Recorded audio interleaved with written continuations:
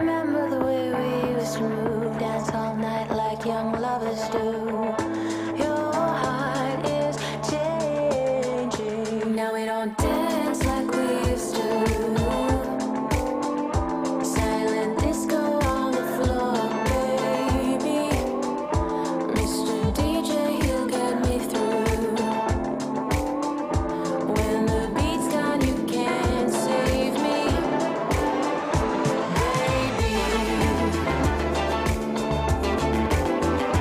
baby.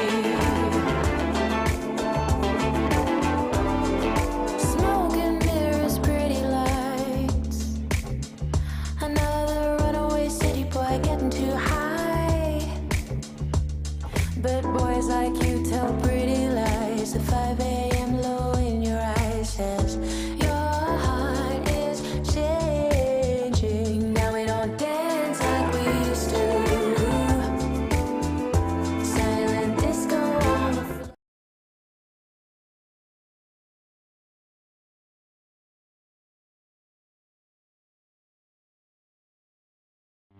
This is Broad Radio.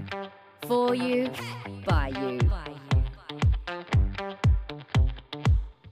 Broad Radio. Here for more.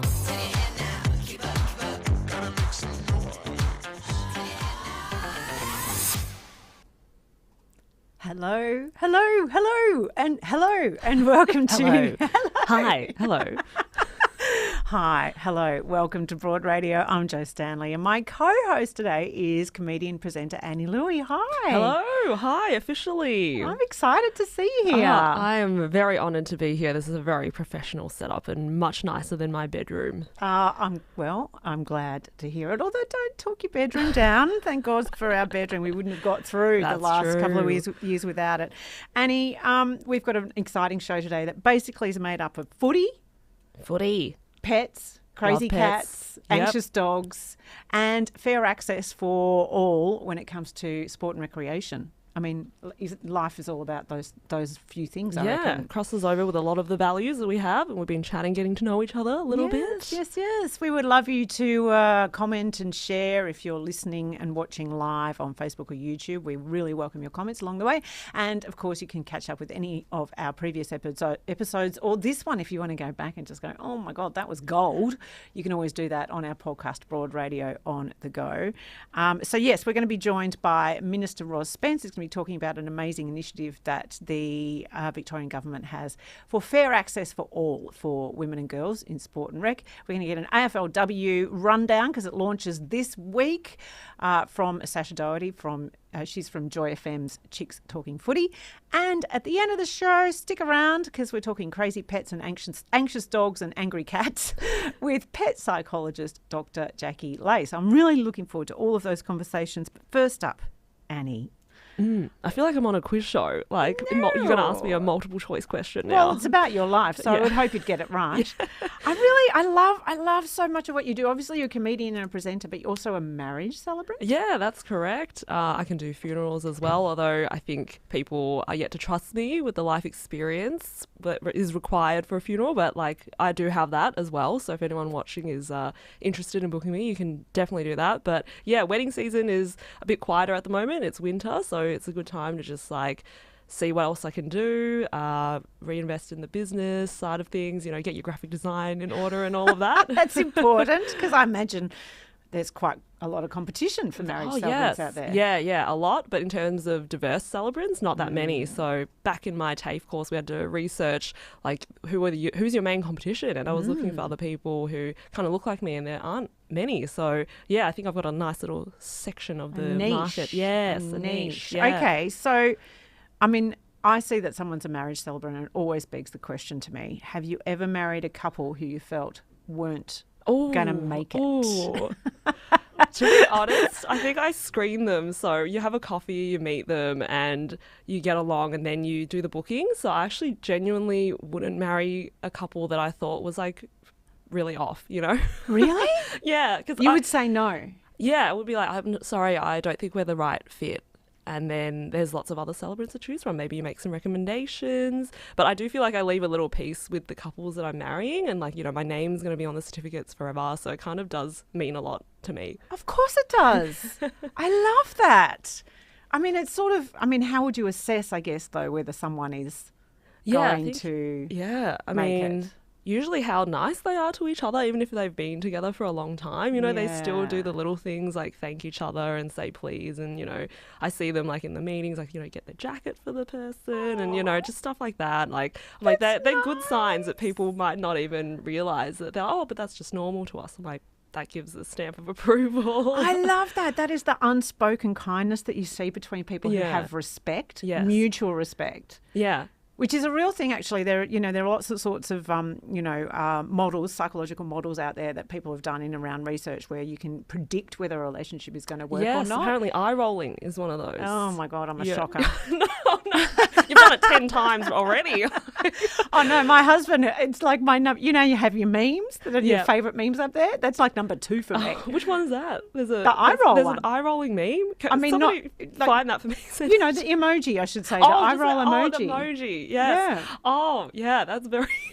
that is like... If you sent me that, I'd be like really hurt. It's a part of my love language. with my husband. Fair enough. An in-joke, I approve. You know, that's a little thing between you two. But contempt is one of the things. And so I guess that could, an eye roll could be interpreted as contempt. But for us, it's more that I just don't. His jokes are very dad jokey. Ah, yes. But he's a dad, so fair enough. Yeah, fair enough. Another thing I've heard is that if you mention something like, hey, take a look at those ducks outside, and the other person jumps on that and says, yes, aren't they lovely, or something like that, that's another indication that things are going well. But if you go, hey, check out those ducks outside, and you're like, oh, I'm so sick of you talking about ducks. I've had it with ducks. You and your ducks. You get fucked. Yeah, apparently we seek those little assurances every day, multiple times a day. I love that. Well, actually, my husband, it's his favourite thing. Oh, my God, I can't even tell you how many times he'll come downstairs, look out our kitchen window and go, garden's looking good. And he's waiting for you to say, isn't it just? But I always say, yes, darling, it's looking good. great. Yeah. Because he works hard on that garden. Yeah. So these are great things to look out for. I love it. You also, though, and I'm fascinated by this, right? You did a show called Flirting with Death, the last comedy festival in Melbourne, and you've worked as a funeral assistant. Yes. So you're not fearful of talking about death? No, I'm not. And I think that's something that, because I grew up in Australia, but my background is Chinese, and that's so taboo to me. I've always been very rebellious. If someone says you can't talk about something, I'm always like headed there to you know, uncover the secrets. So yeah, that kind of got me interested. I think we all got a morbid curiosity in some way. There's a lot of TikTok channels and YouTube mortician videos. So people are like really into this stuff. So I'm always happy to answer people's questions about like the things I've seen and what the industry is like. So I worked with a company that actually did my dad's funeral. So they're like family friends. So when I was looking for work experience to be a celebrant, I asked them if I could tag along and see what their celebrants do. And then next minute they're like, do you want a job? I was like, sure. Like, why not? And what did you do for that job? Yeah, so a lot of driving, a lot of maintaining the hearses. There would be times in the morgue where I could help out and learn some of the things that they were doing. To prepare the body. Yeah, to prepare the bodies. Okay. Some of them would involve, like dressing, moving, cleaning, that sort of thing. But yeah, it was really nice to just like appreciate life every single day, because these funerals, they go for like 45 minutes. So that meant a lot to me to see that like that's all the time that we get to sum up somebody's life, you know? So like, you know, everything that you're doing every day is probably enough. Like you're doing really well after seeing how much people mean to like even a small group of people. When we could only have 10 people at a funeral, I was like, wow, this person, you know, didn't seem to like be the most achieved person, but yet they mean something special so to much. these handful of people. Yeah. And at the end of the day, I mean, that's, and you hear people like who have been in palliative care as nurses or doctors, or, you know, people who have that perspective, you hear them often say, well, you know, what is a life worth? And it's always about the love and care that in the relationships you've had. It's not actually about your achievements. Yeah, that's right. But we get so distracted by have to do rather than live, right? Yep. I guess, someone who kind of is a little I think about death a lot, right? Yep. And I'm fascinated by how we talk about death and grief because my father died when I was 4, and I just feel like I've always had this sense of death around me my entire life. Partly fear, but partly wanting to do it better, to understand it better. Yeah. And not be scared of it and not be so distressed by it. Yeah, so there is this phrase that's coming up at the moment called death disruptors, and I feel like I'm contributing a little bit to that. What so is that? They're like those funeral companies that are trying to do things differently, trying to destigmatize death and trying to, like find better ways of communicating with other people about, grief. And you don't have to have a set way of doing a funeral. You can actually make it anything you want because they don't have any rules. Like, you don't need to do any legalities like in a wedding, as long as you've had the person's verified that they're deceased by a doctor, and then you book it with a usually a funeral director, and then you can make it a party if you wanted to. Yes. Well, I just had my 50th, which was one of the greatest nights of my life, and I would like to gift that again to my friends. When I go.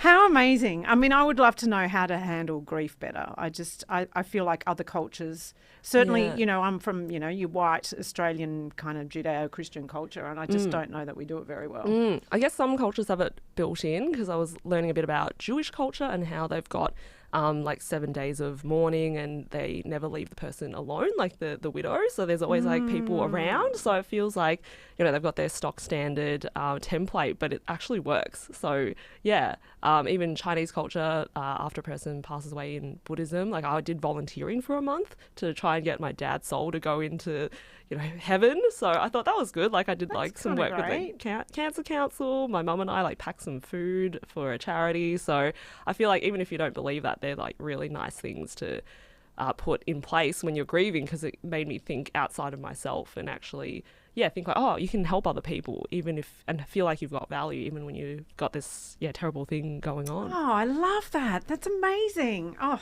wow. I've learned so much about you. It's lovely to have you on board, Radio thank you, Annie. It's Jo. just amazing. And welcome again. I'm going to say hello to Michelle, who said good morning, Broad. So cool to be here again after too long. We love seeing you there, Michelle. Thank you for joining us. Well, look, I think a lot about death, but I also think non-stop about footy. It's kind of one of my nice greatest segue. joys. So smooth. That's why I'm here with the pros. That's right, babe. So the 7th AFLW season launches this Thursday night with a blockbuster between arch rivals Collingwood and Carlton. But of course, there is a massive weekend of AFLW action ahead for us. So to take us through what to expect, it is a joy to welcome from Chicks Talking Footy on Joy FM, Sasha Dougherty. Hi, Sash. Hi, how are you? Very well. Look, it's the first time that we've got all AFL teams with an AFLW side. What does that mean for the competition? Well, it means it's a real proper competition. I mean, not saying the last few seasons weren't, but this means that we're at the same stage now. We're equal in the team, and we'll get equal in everything else coming soon, hopefully. Does it mean that because we hear a lot around what the depth of the sides are and if there's enough talent. And I wonder, this sort of rhetoric around, there aren't enough actual really skilled players. Now that we have that many teams, is it going to be harder for them to recruit, do you think? No, look, I had the luck of working along like the NAB League, the draft, the young girls. So watching their talent pool was incredibly I guess invigorating to see that they've got a pathway from, say, they start at 6 years old. They don't have to stop at, 13, 14 anymore and change codes of sport. They actually get to go all the way through. And you can notice that with the way they play, the skills. It's all very natural being able to do those little fend off Dusty Martin style turns. And, that's stuff we didn't really see in those first few seasons. And now we're going to be seeing some incredible skills. Have there been many swapping and changing of teams? What's the latest? Oh, yeah, look, that was the exciting part for a lot of us that are huge fans of the game. Watching Erin Phillips move from the Crows to Port Adelaide, which we all sort of knew would happen because her father used to play and coach in Port Adelaide Magpies. So that was a given. But there was a few shocks in there because I think the Bulldogs probably copped the worst because they lost a lot of their players that had from day one. So Bonnie Toogood went to Essendon. and Brooke Lachlan went to Swans. You're looking at just an entire VFLW team, almost 9 players from the Essendon undefeated, I must say. They won the grand final as well. They all got recruited, 9 of them, which that's amazing. They've obviously proved they're very good at what they do. So that's exciting for them. But yeah, there was a little bit of moving around. Maddie Press-Parkis went from Carlton to Bombers as well. So I think Bombers did pretty well in the way they recruited. But there's some exciting young new talent that will come through and hopefully help out the teams that probably don't have that bulk of experience. It's amazing to imagine, because I was reading about this yesterday, that there are quite a few players who are doing year 12. Oh my gosh. Yeah. Can you believe Like, that? why bother? Yes, Just drop me. out. What freaks me out is when I look at their date of birth when I'm doing research. Yeah, we'll say all the memes are like you're either born pre-Shrek or post-Shrek. I imagine these are all post-Shrek babies. Absolutely, yeah. When I see sort of 06 in there, 2006, and I'm like, oh my goodness. Again, so talented at such a young age. But yeah, they're balancing year 12 and they do get some exemptions with training and things like that. But yeah, I couldn't imagine it. It's so exciting for them. Yes, I also like the fact that the players are swapping and changing between clubs in the way that you would see, of course, the men do. You know, there's all this sort of, that goes on. But I think sometimes people are kind of shocked that, like, oh, you should be loyal to your club forever because it's like some kind of, I don't know, almost like a hobby/passion. But no, it is a professional league. And of course, this goes on. Yeah, and, you know, I think it's important that it does happen because, like you said, it does happen in the men's games and they do it for, you know, whether it's professional wanting to move up or playing a better position and getting paid more or wanting to live back in a different state where they're from. There's so many different reasons. And I think what we have to remember is with a lot of these players is that some of them are still studying, whether it's uni, school, or they have legitimate jobs. So they're teachers or there's like a firefighter in there. So you've got to understand they're probably doing those moves strategically, but also for their work as well. Michelle, who's joining us on the socials, she's saying it's fascinating to see how the Brisbane Lions have remained relatively intact despite big offers. What is it that Brisbane have to keep their great players? That's a good question. I mean, I think they've always been very tight-knit from day one. And, yeah, they haven't lost a lot of players and they've gained a few good ones. But, look, it must be the culture as well that says a lot. But it's also when you look at outside Victorian teams, it's sort of very rare you will see a lot of movement because I think it is almost that this is our club, this is where we're from. You know, yeah, you've got the Gold Coast Suns, but they're relatively new to the game as well. So, yeah, it's interesting to see as the talent progresses how they will either recruit or will they. Sorry, we just lost you for a second there. One of the big stories, of course, Sash, is that the Hawks-Bombers game was sold out. So it's been moved to Marvel Stadium. How did this come about? Yeah, look, I think we've got to thank the coaches of Essendon and Hawthorn, so Beck Goddard and Nicole. Her name, I'm so sorry, Nicole, I can't remember your last name right now. But look, basically they started this whole hashtag, Move It to Marvel, which, you know, really got some traction on the social media. It sold out. So originally it was at ETU Stadium in Port Melbourne, which is quite big. But no, sold out within 24 hours. So we're looking at having it at Marvel, which I think is fantastic. And it's going to, I think, set the stage for some coming rounds in the future this season. I actually used to work at Marvel Stadium. I think as a uni student, if I saw women playing on that field and like lots of women going to watch the games, I would have just felt like, just support it. I'd be like, yes, just women everywhere. Yeah, it's a fantastic stadium to play at. I watched a VFL grand final there a few years ago, and it was a huge atmosphere and so many young girls there as well as boys. And it's just a whole different atmosphere, I think, compared to the men's game. Yes, I was at that game too, and the crowd were just so into it, and it was such a celebration of obviously the sport itself and incredible athletes, but I think the significance and the joy of what we're seeing unfold, I mean, it's changing the game for generations. Yeah, it really is. I think that particular game probably set the precedent that this could happen professionally and this is where they should be playing. Yeah. I think we're very harsh with judging whether people should swap teams because I think as fans, you don't swap teams. And like I go for Bombers, but I haven't watched the AFLW probably this year. Now you've convinced me how great it is. I have to go buy a ticket. But do you think it's expected that you follow the team that you already do and just follow it for the women as well?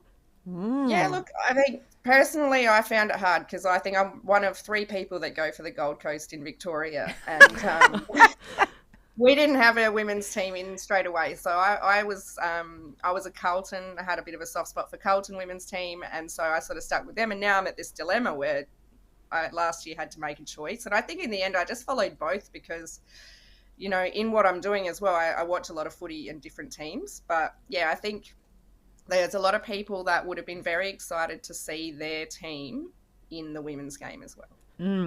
You mentioned Carlton there, as I'm a Collingwood supporter, and coming off the incredible win on Sunday, I do feel a little sorry for Carlton supporters and the team because we picked them very much in the last minute. But now there's a bit of heat in this the opening game on Thursday night between Carlton and Collingwood AFLW. Yeah, I mean, what a way to end round 23 for the men's 1-point win. It was incredible. I did feel for Carlton, but yeah, you're right. I think that's going to really ignite the opening round. It always is such a great atmosphere, but the fact that it's Collingwood and Carlton, and they want to come out and prove that, you know, Carlton can do it, and the women's team are a very strong side, but they're very evenly matched as well. So I'm very excited to see who comes out on top for that one. Me too. Go Are you Pies. allowed to say who you think? I'll be asked that question tomorrow probably on Joy. But look, for me, I think at this stage Collingwood will probably get in. I hope I'm right for Joe's sake. Well, we'll see how we go. I mean, I love. It's hard to sort of actually have the same passion for the AFLW teams because I just love all of the women that play. So you kind of feel a bit loyal just to the league, generally speaking. I just wanted to touch on Steph Kiochi, who is the captain for the Collingwood AFLW team, and her recent extremely raw and honest conversation about her mental health challenges and the debilitating depression that she experienced and panic attacks that she said she would pass out from these panic attacks. Horrific.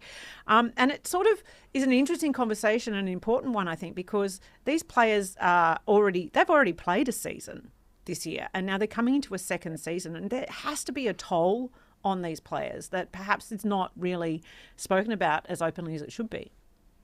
Yeah, you're right. So they finished in April of this year, so they've had 5 or 6 months, if that, between, but they haven't had much time off. So you've got the pre-season, you might have tried to get a break in at some point, but it's sort of impossible.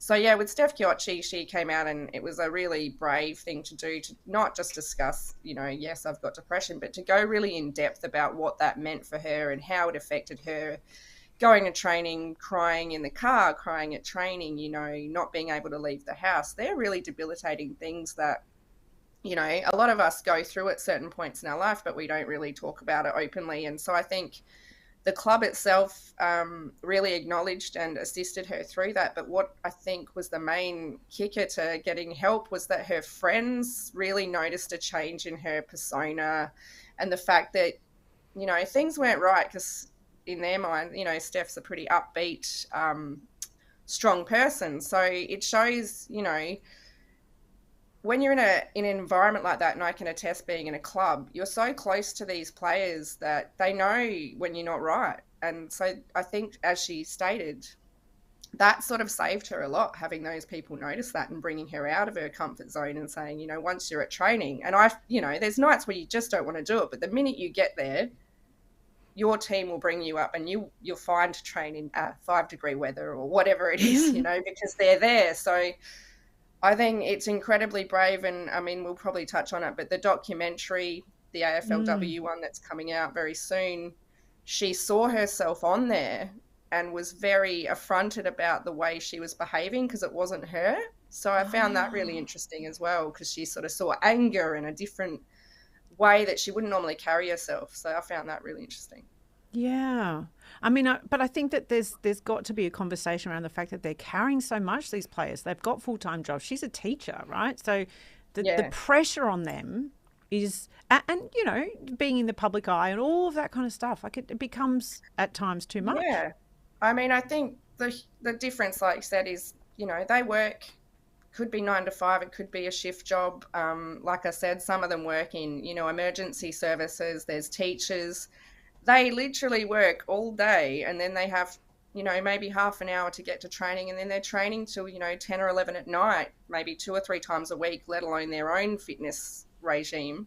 Some have families. Like, that is a lot on a community level, let alone a professional level. So I'm It really reminds me of hoping... what the Commonwealth Games brought up with the swim team and all the media, the gossip, the focus on relationships or like love triangles. And now people have social media and are able to get up onto their Instagram stories and say like, hey, we're people too. So it's like a good reminder that there's a lot going on for the players. Oh, definitely. And we often are easy to criticize because they're put up on a pedestal. But yeah, these are very real women.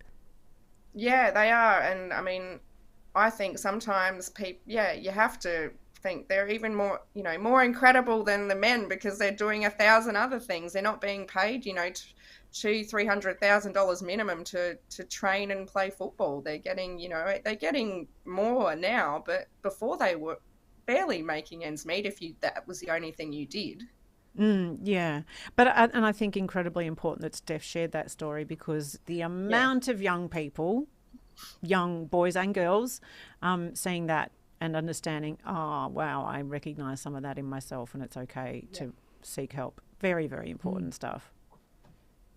Yeah, very much so, and I think really important that a main sort of newspaper publication came out and shared that story properly as well. They didn't just glaze over it and go, like you said, go into, your personal life and your Instagrams. They actually touched on those really important points about mental health. Yeah. So the doco is out tomorrow. It's called Fearless, the inside story of the AFLW. It's on Disney+. And of course, the footy starts on Thursday night. It's so exciting. And we can catch Chicks Talking Footy on Joy FM when? Well, Wednesday night, 7:00. So listen in. We do change our panel a lot. So there's different voices and different opinions. So give us a listen if you're interested in football. Thanks so much, Sash. We'll have you back another time to talk about your coaching as well, because I know that you're a footy coach and you get very much involved in the VFLW side of things. So that's... looking forward to it. Thanks. Yeah. Okay. Oh, who do you barrack for, by the way? Oh, personally, Gold Coast. Gold Coast, yeah. Well, and now I'm going to exit. They need some supporters. Good on you. Yeah. Thanks. Great chatting. We'll have a great weekend at the AFLW this weekend. And I'm sorry, but go Pies. Thanks, Sash.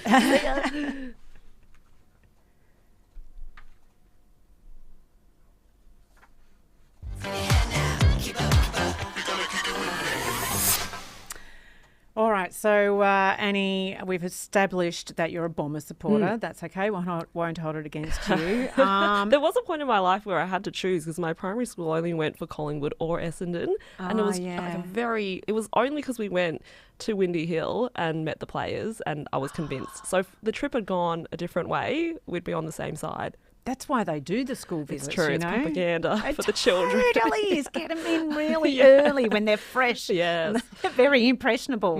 Are you a competitive person? I would say very much so, even if I tried to downplay it. What about you? I would say I'm not, except against my husband. Oh, what about your daughter? No, I don't have a need to beat her. She's a child. Yeah. What about other children? What are you leading into here, Annie? What have you done? Just laying a trap to see if I can catch you. What have you done? Well, I think sometimes think back to when I was a kid, I would hate it if the adults were playing too easy on me.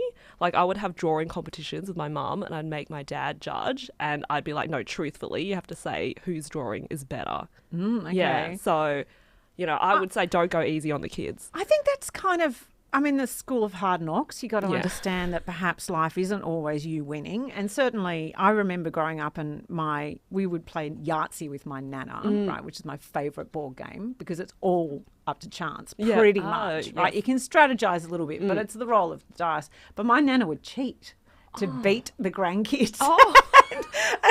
I look what now, a sick granny. I know. I feel like, gosh, how competitive do you want to be? Whereas now I'm like, we do let children win, perhaps where perhaps we don't really. Yes.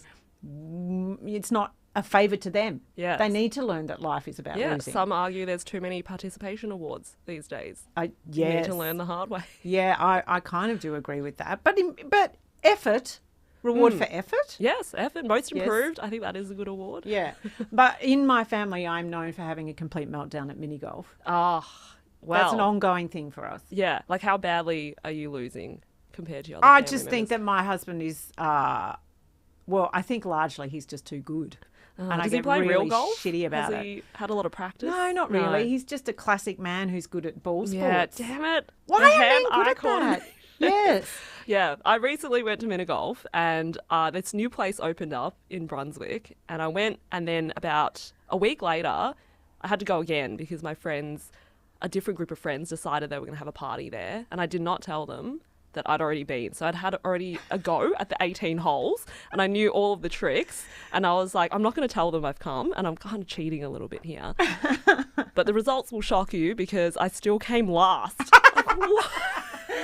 How's that possible? You'd had a previous run through Yeah. of that particular course. Yes. And still last. Still last. I was so ashamed. But there was only 2 points between the loser and the winner. So it was like a lot of people were tied on the same score, like in the middle, you know. So, Yeah. I mean, I'll just have to go a third time with a different group of friends. I just think that, see, mini golf, it tricks you into thinking that it's all about fun. Because it's got Yeah. all the fun little decorations and sometimes there's UV lights and you can drink while you're doing it Yes, sometimes. yeah. So it makes you think that it's fun, but it's not. Because my husband will play really, really competitively and then I get really, it shits me that he always Have you been wins. to those outdoor ones? Yeah, Yeah, the that's- outdoor ones yeah. are good. Yeah, except they're often on the side of a highway, so frequently my balls have gone over onto next to a piece of roadkill. I'm like, well, Are often on the side of a highway. yeah, Now that you say that. the good ones are anyway. Well, I guess they need land, but that's True exactly that. right. Yeah. Like they're in in the middle of nowhere often. You get some fresh air in you at least. Feels like an actual sport. I don't know Yeah. how fit you can get. I Yeah. don't know if you can get jacked off mini golf. Doubt it. Well, I'm someone who I like to think I'm not competitive, but perhaps when it comes to my husband, it just pisses me off that he's always in front. What are you better at if he's got the ball sports? Nothing. Surely Nothing. something. He's smarter. He's funnier. People like him more. But is he here? Is he doing this right now? I don't think so. That's true. In a moment, we're going to be talking fair access for women and girls in sport with Minister Ros Spence. That's after this. Whenever we're apart, we miss each other so much. So, please accept this daily dog as a sign of my love for you. Broad Radio. Talking inspo we love, info we need, and sharing more of us. Watch and listen live every Tuesday 9 a.m. Australian Eastern Daylight Savings Time at broadradio.com.au or find us on Facebook, Twitter, YouTube and LinkedIn at Broad Radio Oz. Talk to us live. Call on 1300 8 Broad. Catch up on demand anytime, anywhere, every time, everywhere. On the train, we'll be here. 2 a.m. existential crisis, we've got you covered. Broad Radio. Here for more. Well, one of the reasons I absolutely love AFLW is because my daughter plays footy. She's in the under 13s, and for her, seeing women reach that highest elite level of sport, she just loves this and it's very inspirational to her. But while the AFLW has removed one barrier to equal access and participation for women and girls, there are many more barriers, many of them in community sport. And that's why the Victorian State Government is doing something about it. It's a fantastic new policy. And to tell us more about this groundbreaking approach to achieving fair access for women and girls, we're thrilled to welcome Minister for Community Sport, Minister Ros Spence. Good morning. Good morning, Joe. Good morning, Annie. Morning. Before we get to the landmark policy, a little birdie tells me that you also are a Collingwood supporter, Ros. I absolutely am a very happy Boo. Collingwood supporter. You know what makes us public enemy number one? Yes, but I'm also a politician, so I You're used to that. You must have a very thick skin. Well, Just that's used to it. used to it. So I am very entrenched in community sport because of my daughter. It's absolutely critical to her. She's a very introverted little person, but she walks taller because she is involved in sport and has that sense of team spirit and knowing how to push herself into a game. It's really changed her life. But participation isn't always as simple as just signing up for a club, right? Which is why you and the Office for Women and Sport and Rec have launched this Fair Access Policy Roadmap. Can you tell us about the policy?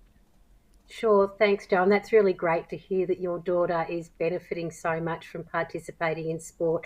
What the Fair Access Policy Roadmap does is it supports local councils and sport and rec organisations to develop gender equity access and use policies to make sure that publicly owned community sports infrastructure are being used by everyone in the community so that there is fair access by everyone in the community. So that's a significant change. It's making sure that the use is fair, that there is equity, and we haven't always had that. Yeah, so, we hear stories about girls having to change in the car or, I have observed sometimes that my daughter's footy games maybe aren't always, they're almost always at the end of the day. There's lots of examples where access isn't fair, isn't there? That's right. And so what this does is it has local councils look at all of their facilities, have a look and say, okay, is access to this facility, each and every one of them, fair? Can there be more equity in how this is being used? Can women and girls have better access to this facility? Not just in regard to change rooms, but also the use of the actual facilities. Can they have better use of courts or fields? Can they have better timetabling? And then what needs to be done to implement those changes? So it's really across the board to provide that access. Why is it that it's taken so long to get to this point? This is it's an historical problem. We know that participation by women and girls has really surged recently, and historically facilities haven't really been, they haven't been designed to cater for women and girls. We need to change that. We need to do it now. I go to many of these facilities that are being upgraded. We're doing a lot of work in upgrading facilities. Since 2018, there's been over 200 female-friendly specific upgrades, over $60 million just on those. And I go to many before and after, and it is quite phenomenal, the changes and how thrilled women are and the stories that they tell me about, as Joe said, the getting changed in the car, or worse, not getting changed at all and just staying in your uniform and waiting until you get home. It's taken too long. And what women tell me is they want the next generation to not even know that this was a problem. Yeah, because it speaks to how much you're valued at the club, doesn't it? Absolutely it does. It speaks to how much you're valued, and it speaks to how much we want to see you be your best. You've just had a conversation about AFLW and how we've now got the full suite of teams, and that is fantastic. But if we want to see that pipeline continue, there has to be that development. And this goes across all sports and all codes. We've got the Commonwealth Games coming. We need to have our tomorrow's champions supported across the state in all sports. And we can't do that if half of our population has barriers to simply participating by virtue of not having access to the best courts, the best fields, and at reasonable times. I think too, though, clubs traditionally have been sort of there've been men who are kind of the managers, the club and team managers, and the women are always their incredible backbone of these clubs, right? They're the ones feeding the players and running the canteen and doing all this sort of stuff. But the decision makers often are men and perhaps didn't even realise the impact of this. I think you're right. And a lot of work is also being done in making sure that women recognise there are opportunities not only in the player and volunteer roles, but also in administration and organisation roles. And the Office for Women in Sport and Recreation has a number of programs supporting that. And we're really trying to encourage more women to take on those leadership roles. And even this roadmap, there's principles in that to encourage support for women right through from spectator to administrator. So we really want to make sure that women and girls are valued at the club in all levels, that they're visible and they're acknowledged and they're supported.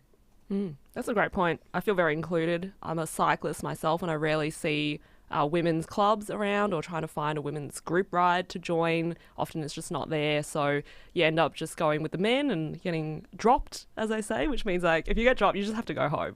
Oh, what? Yeah, I would love to see more women take up cycling and like, form a little girl gang because like, yeah, sometimes it's not about being the best. Like I just want to make friends. Yes, and to participate and to sort of find ways of moving your body and staying fit and making friends so important. So how does the roadmap work?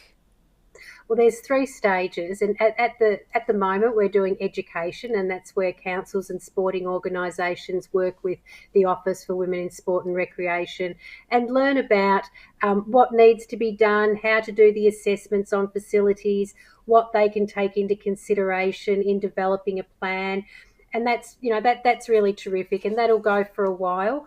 The next key step is from the 1st of July 2024, when councils will need to have in place gender equitable access to be able to access Victorian government funds for infrastructure. So that's a real incentive piece. And I think that's when we'll see key change really across the sector. Is it up to the councils at the moment to do that? If we have feedback about a particular facility, is there a way to communicate that to councils? Well, councils have been involved in developing this roadmap, and I'm really encouraged that they've been supportive of this. They've welcomed this.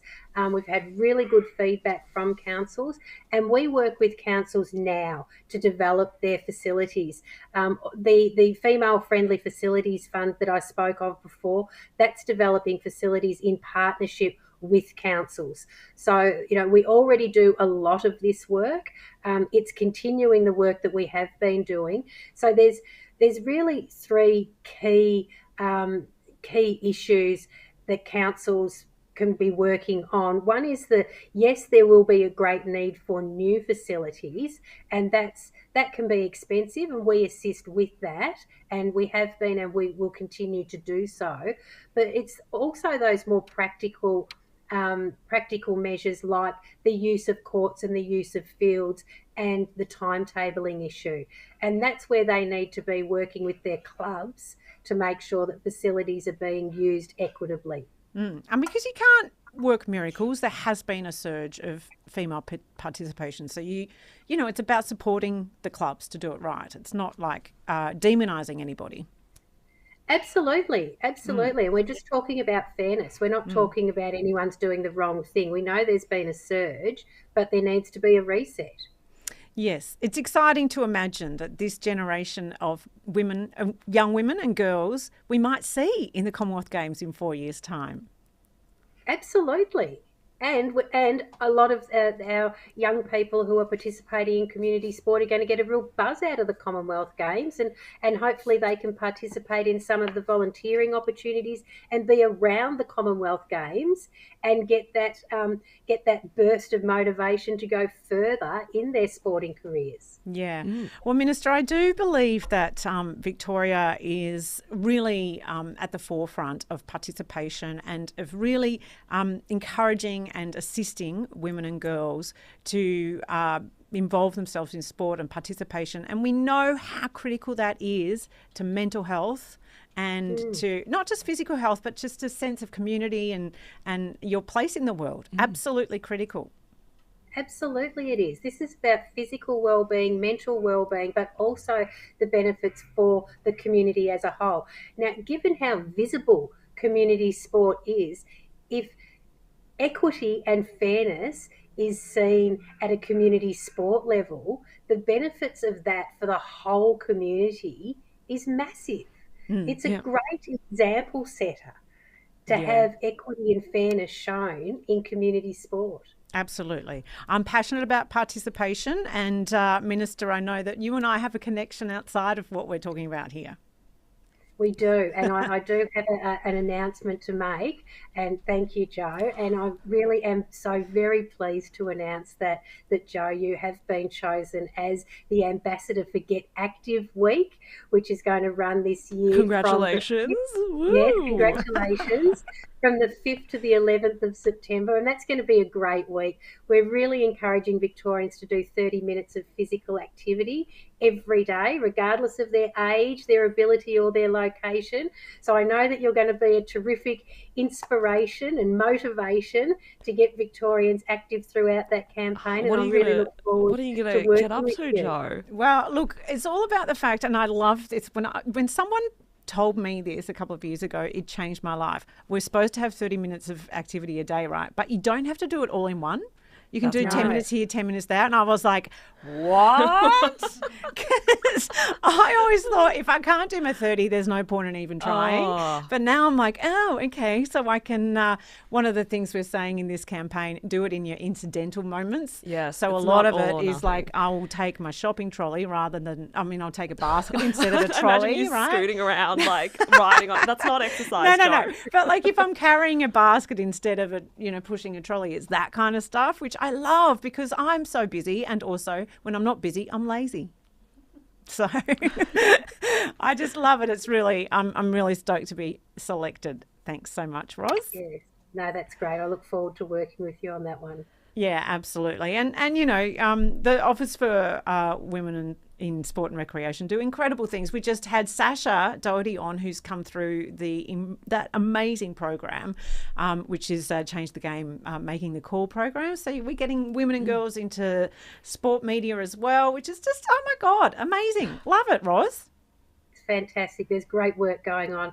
Fantastic changes taking place, and it's wonderful to see and hear the women all throughout sports. It's just terrific. Yeah, fantastic. Well, thank you so much for joining us. I know you're super busy, but it's been wonderful to really take a deep dive into this great fair access policy, and congratulations on it. It's really wonderful. Thanks for having me on. Thanks very much, Ros. Thank you. We had some great comments as well. I'm in a new strategy.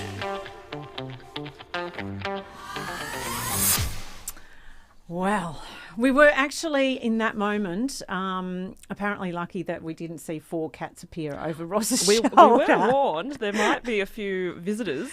Yes, she's got 4 rescue cats, which I just think is truly an extraordinary it's an extraordinary commitment. We do have our next guest joining us, and she's there because I bring that up because we're going to be deep diving into our furry and sometimes scaly friends. We've had Katrina the snake on our show previously. We've had dogs and cats, and we are pretty much ruled by animals in this world, I think. Certainly I am. And in part, I think, because we don't really know what they're thinking, and we spend a lot of our time going, why? Why are you behaving in this way? So it's very thrilling to welcome to the show animal behaviouralist specialist and vet, Dr. Jacqui Lay. Hi, Jacqui. Hello, welcome. Oh, How are you? yes, really well. So the premise of this conversation, Am I coming through? yes, we can hear you. We can hear you fine. Can you hear us? Yes? Perfect. Good. So the premise of this conversation, I think, is that we have this bond with our pets, right? And we assume that they understand us and we understand them. But often that bond kind of falls over, and we question whether the bond is real or whether they're just there for food and shelter. Is there actually a bond between human and animal? Oh, we're losing. Oh, is she frozen? Oh, there she is. Yep. You're back. Yes, I think there is. Yeah, I'm back. It's doing okay. I'm sorry. There's different things. So, So to answer your question, bond, yes, there is a bond. I think species that we keep pets, a lot of them are social. So they're not only here for the food and the warm space, but it's also for the social interaction. Our dogs want to be with us because we make them feel good.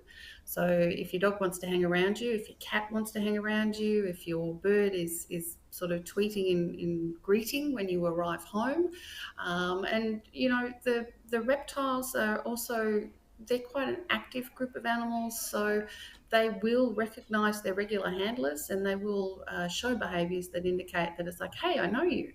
You bring good stuff. It's nice to hang around with you. So, yes, the bond is very much on our side, but I think that the animals bond from their side as well.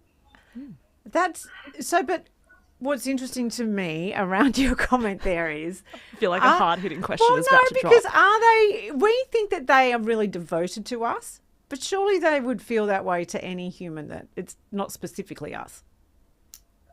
Well, it depends upon the animal. So I've certainly met individual dogs who are very, or dare I, Catholic in their appreciation of people. The type of dog that and acts like you're their long lost, very best friend that they never knew that they didn't have, and they're very happy to meet you. But there are other animals who are very much, you know, these are the people that I'm familiar with, and thank you very much, but I don't want to talk to you. So the animals have their different personalities in the species and within the breeds. So they're not all the same. They're not carbon copies. And I think that's part of the fun of interacting with animals is actually working out who is this animal, what does it like, and how can we have a connection, how can we form a connection and find stuff that we both like to do. This internet is not being our friend today, unfortunately. Yeah, a bit of lag there. Yeah, that's a shame. I wonder actually if you could connect to your phone. I don't know if you're able to do that, Jacqui, because the internet is not being our friend. Maybe while she does that, we can. I wanted to ask a question because recently I have returned to some friends' houses and it's been a long time and I see their pets, like their dogs, and I wonder if they remember me. Like, do you think your animals remember guests from like years ago? Well, so my dog definitely recognises certain friends that visit the house. Like, she's a Labrador and she gets very excited about certain people. But exactly what Jacqui, there she is there. Look at Daisy, downward dog on the yoga mat. But she does exactly what Jacqui was saying there. She will behave towards every single person in the same way because she's desperate for love. Like, she's an absolute... She's very keen just for any kind of attention, right? Not just food motivated, but like, you know, love motivated. Give me attention and love, and she'll take that from anyone. I see why you're a bit insecure now about this bond. Like, at any moment, she could just walk off with a stranger. That's exactly right. I feel like she's just very needy, and she'll take it from anyone, basically. And she behaves as though she doesn't get any love at home, when really she is basically doted on and is the ruler of the house. Walk into RSPCA being like, "Help me! Oh I'm my not God, getting enough attention." That's it. I've been so neglected, but in actual fact, she's the ruler of the house. Whereas cats, they traditionally are different, aren't they? You know. I have no idea what they're thinking. Genuinely, they're very hard to read. Like, do you remember me? Do you remember me by smell? Or like, you know, we had some great times together, but does that mean nothing? Do you know, we had our beautiful cat Kenny got stolen, and he was missing for 5 months, and then we had a Christmas miracle that he was returned. Right? Yeah, and so the vet who he was sort of returned to he was living under a golf course clubhouse and was basically almost feral. They had to trap him in a cat trap. And took him to the vet and microchipped him. And he came. They rang us and said, "Oh, your cat's here, and he's, you know, pretty feral, so you better come and get him." And my husband went, and when he got there, they said, no one can approach him, right? And my husband walked in, and he literally appeared from the back of the cage and walked straight up to him and remembered him, and was smoochy and gorgeous. but no one else could have Wow. even picked Okay, him your up. husband really is good at everything. He's Dr. Doolittle as well. He's out there rescuing cats. You're so right. But that was more testament to the fact that I do think cats have a bond with you. Oh, that's good to know. Yeah. Yeah. But then they say traditionally that cats will go, and they've done research, that cats do like to go to the people that hate them the most. Oh, maybe I'm a magnet for those cats then too. Do they come to you? Yeah, I'm generally like, I believe animals can sense your aura. Like, you know, are you in a panic state? Like, apparently, you know, even like wasps and bees and stuff can sense like if you got the sweats. So Right. yeah, I went to like a bee farm one time, and the man wasn't even wearing a suit because he's like so relaxed around bees. Oh my God. So, but I had to wear one, and they're like, even then they can smell your pheromones. So I kind of believe that for other animals. So often I think they pick up on my calm nature and they're happy to approach. And there was a poodle I was playing with last weekend, and the owner's theory was that the poodle came from a farm that it just loved children because they were the only ones that would give the poodle attention. Right. And basically the poodle thought I was a big kid. Okay. But that poodle loved you? Yeah, loved me. I don't know if it's my small size and yeah. And your pheromones? Yeah, my pheromones. You're giving up all sorts of poodle-loving yeah, pheromones. yeah, that's right. I don't know. Have we had any luck with Jacqui rejoining? We had so many questions as Oh well. my gosh, we have so many. We've got listeners calling in with like messaging there. So you had a bird. I did. Right. Growing up, it was a bit of a rescue bird. It was a scaly-breasted lorikeet that came into our garden a bit injured, and so we took it to the vet, and they said, yeah, like if you'd like, you can keep it as a pet, and you can nurse it back to health. And we did, and then it could talk, and yeah, it like sang songs. Its name was Sparky, so it could actually say its own name. It could say hello. Right. Yeah, it could talk to my dad. He taught it quite a few phrases back at home. So yeah, we'd let it fly around the house, and he'd get his little playtime. Amazing. So does a bird give affection? I think they do. I think Jackie's back, and we can ask her. Here she is. Hi, Jacqui. It's so great to see you again. There's the question, a first question to you. Can birds give affection? Absolutely. So it's one of the big problems actually that we have with birds, especially the parrots, because they tend to be the birds that we keep as our companion birds and have more contact with them. The problem is that because we are related to monkeys, we're primates, we like to hug and hold things that we're interested in. The problem is that if you sort of touch a bird on more of its body, the message that you're giving is, I want to make eggs with you. So it wow. can lead to a bit of confusion in the Explains a bird's lot. mind. And especially if some of these animals have been hand raised, then they also have a mixed up view of who they should be looking for as a and our Australian birds are even more complicated because they have a very, very long childhood where they should be spending hanging out with other birds and learning, what personalities they like and what they like to do. So when they're raised by humans, and so that's all they know, and they kind of go like, well, my mummy looks a bit funny, and so that's what they then are looking for as companions. And then those companions say, well, come here and give me a cuddle. So we can end up with some pet birds that are very confused about all sorts of interactions. So they are a very social group of animals, and they do build these strong bonds and can be quite distressed if their human is away from them for periods of time. So I think the emotional lives of animals are not something that we tend to really think about properly. I mean, we love them, but we tend to then think about these animals as being like little kids, and so we don't necessarily meet their emotional needs as well as we could be doing. Is this why we hear about dogs being depressed because their owners have to go to work, or they're left for too long? Is that what's going on with them?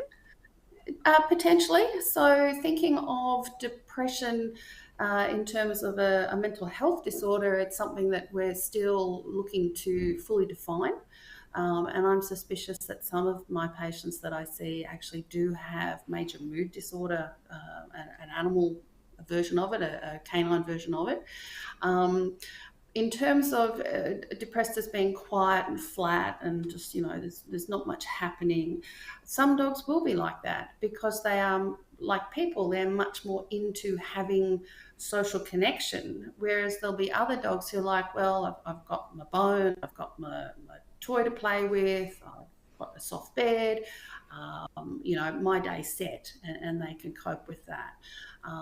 So it comes down to different personalities, and some dogs, they've got companion dogs, and that's good, or companion cat, or some cases a companion rabbit or guinea pig, or there's other things, other individuals with them for them to interact with. Is it true that some dogs, with treating anxiety and depression in animals, they take the same medications that humans would? Yes, Tell us we more use about those that. medicines. Okay, so exactly the same as how a human mental health practitioner, a doctor, a psychiatrist would take a history, find out what's going on for a patient, observe that patient, and be looking for particular aspects and changes in their demeanour. We do the same thing, and based on that information, we can make a diagnosis, which then allows us, as part of a whole treatment plan, work out what potentially is going to be useful medication for them. So if people are worried that, if their dog's having behaviour problems, the vet's just going to go throw medicine at them, it doesn't work like that. It's actually part of the That's life amazing. structure. They're like, they need those 6 sessions from Medicare and they can claim back. Well, that would be lovely. There's lots of people saying, yes, please, let's have that. But yeah, we use the same medicines because the parts of the brain, the neurochemicals inside the brain are the same. And what I find really fascinating is that a lot of the research that's done to actually understand human brains is done in animals, and then it's extrapolated and tested to see if it works in people. And then myself and my colleagues, we're going, well, we're going to take that information and apply it back to animals again. I love that. Gotcha. I have a couple of quick questions for you from people who have shared them on our socials over the week. One asking, I want to be able to keep my new chairs and couch nice. Good luck. Don't have a pet at all, is my opinion. But anyway, and keep our new to us 1-year-old cat. Is it realistic to expect we can train him not to scratch up our things? Surely that's impossible. Well, it's a little bit of planning involved, all right? So what you've got to do is recognise that cats will scratch. It's a normal behaviour for them to do. It's part of keeping their nails nice, all right? Because when they scratch, they actually strip the sheaths off the nails and they've got nice new sharp ones again. We think there can be a communication part to it. So recognise that cats are going to scratch that are along major pathways in the house.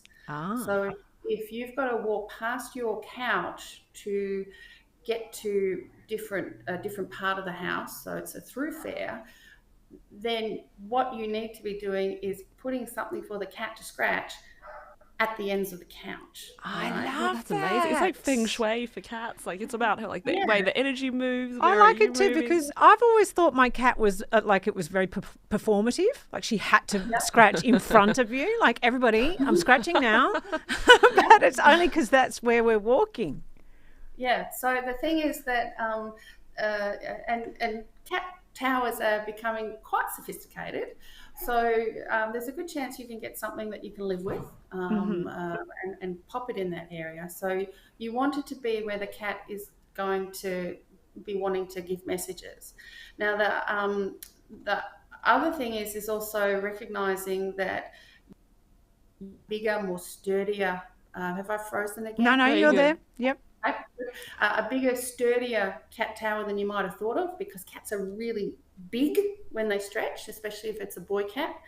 Some cats like to use a horizontal surface, so poles that are all upright may not be good enough. You might want to something that you can lie down flat.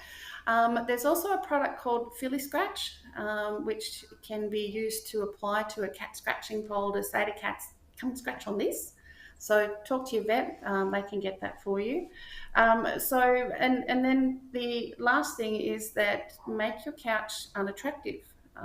So it may mean sort of putting some alfoil or plastic around the edges of the couch.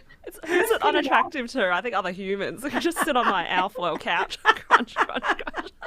Not necessarily on the seat, but around the edges, and don't pin it on if it's couch, but on fabric it can work quite well. I love it. What I love too is that you're highlighting that animals have personalities, right? So we've got a question here. I want to know if huskies are really sassier than most other dogs, but is it just that person's husky? If you took 100 huskies, we would find that some of them will be the polite, shy, type dogs, and then a percentage of them are going to be at the other end and be super sassy, and that most are going to be in the middle. That explains what's happening with my 100 huskies. They're all doing different things. So the problem is though that and of course the dogs that end up on the socials and they're the sassy ones because they're fun. They kind of look at you and they go like, what do you mean by that? And huskies especially have those great eyebrows. Very expressive.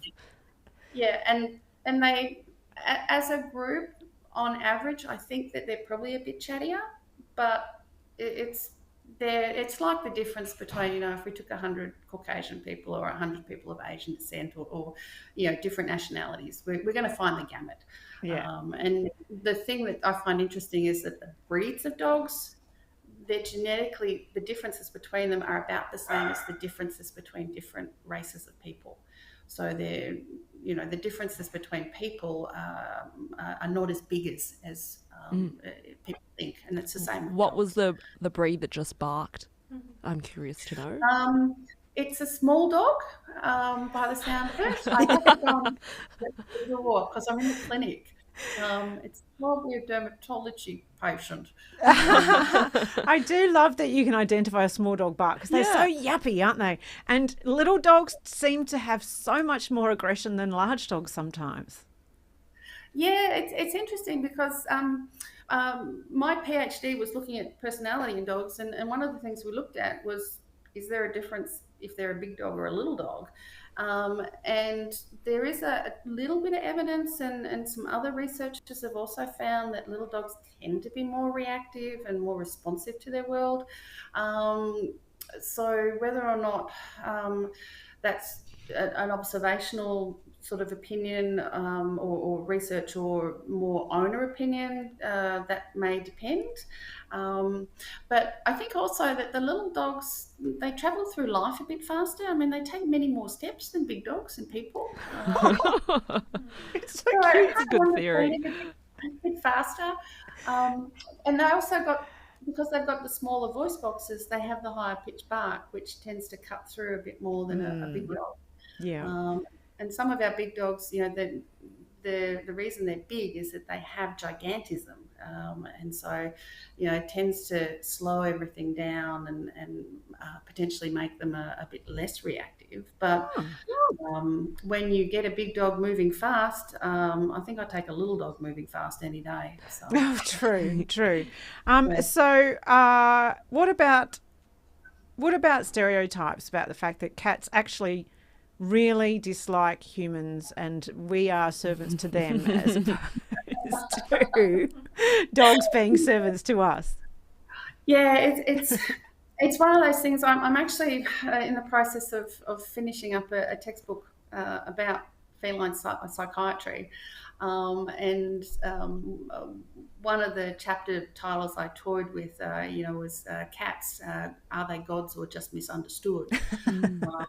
So I think the thing is that they're so different from dogs. So in our culture we say dogs and cats, But cats are very different from dogs. They have a different biological history. They have had a different domestication history. They're an animal that in Australia we tend to think of very much as a predator, but it's also an animal that gets preyed upon. So you've got to be really careful, because if you go, ha ha, I'll catch that mouse, you might also get picked up by an eagle or a baboon. So you've got to be a bit careful. They're also an animal that does a lot of things that we do as groups. They do that by themselves. So people get together and we like to eat as a group. It's across every culture, society, people eat together. Cats do it by themselves because there's not a lot of sharing in one mouse or one frog or one little bird. So in some ways people find them confusing because they don't do things that we enjoy doing as a group. Cats are like, I don't want to eat all together. I want to eat over here by myself. Again, we're primate related, so we like to hug and cuddle and touch. And a lot of cats learn to like it, but a lot of them are like, yeah, we've talked for a few minutes. Nice to see you. I like you, but I'm still over here.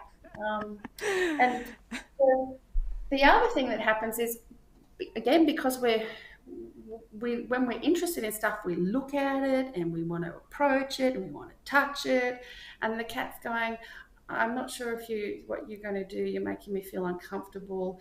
You're sending me signals that I'm interpreting as being a bit aggressive. So you know what? I'm just going to leave. Which also explains why, if you don't like cats, the cat goes, oh my God, someone who makes me feel comfortable, I'm going to come and sit on you. If you don't like them. Yeah. Well, yes. I mean, I think I've got a comment here from our producer, actually, who says, my cat purrs, loves me, and then a second later attacks me, which I think is very common in cats. They can be a little bit flighty, but that's why I like them.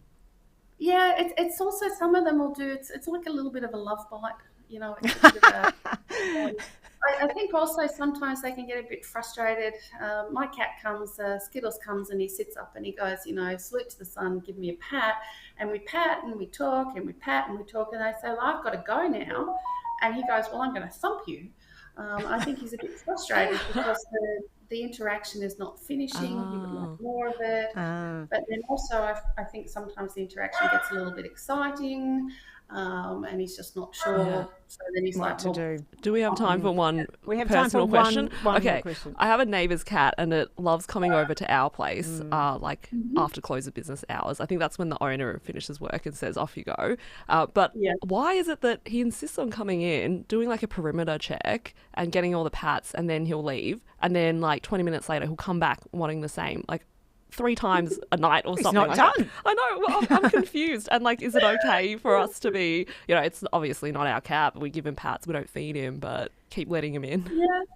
Well, you know, in answer to the question, are animals social? Do they like us? Then the only reason this cat is coming in is for the social connection. So, you know, he's kind of checking in with you guys and sort of saying, hi, everything okay here? Nothing to see here. So you can almost think of him as a little bit like the coppers doing a bit of a walkthrough. Everything's good here. Okay, that's good to know. I like it. There's nothing to be It's worried about. one of my favourite, I think it's a Reddit account, is Not My Cat. Whereas you see this all is these amazing. people, it's so funny, where you see people who are literally watching TV and a cat's sitting on their shoulder. And the cat's just come in and gone, I'm going to sit here. Right, Not My Cat. It's so funny.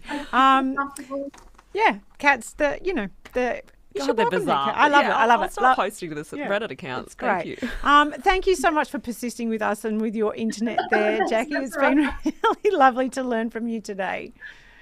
Thank you very much. Thanks for the invitation. I loved it. That was fun. Yes, Thank you too. Thanks so much, Jacqui. Wow, we have gone way over time because I couldn't stop asking questions about that. I'm going to get a parking fine from this probably, but it was worth it. Oh, no. Oh, don't say that. Well, do come back another time to Broad Radio, because it's been an absolute delight, Annie Louey. So fun. Thank you, Jo. Can we see you perform anywhere anytime? Yeah, absolutely. I'm doing Melbourne Fringe coming up in October, so I'm remounting Flirting with Death, making it even better, and then, we'll see what happens after that. I'm going to work on a new show. Amazing. Well, hopefully be back with Broad Radio soon, and we'll see you on Broad Radio next Tuesday.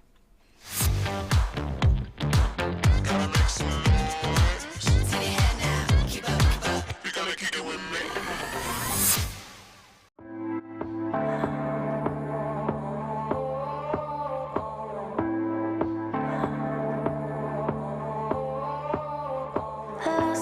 rhythm on the floor again. Been together so long we can't pretend. Remember the way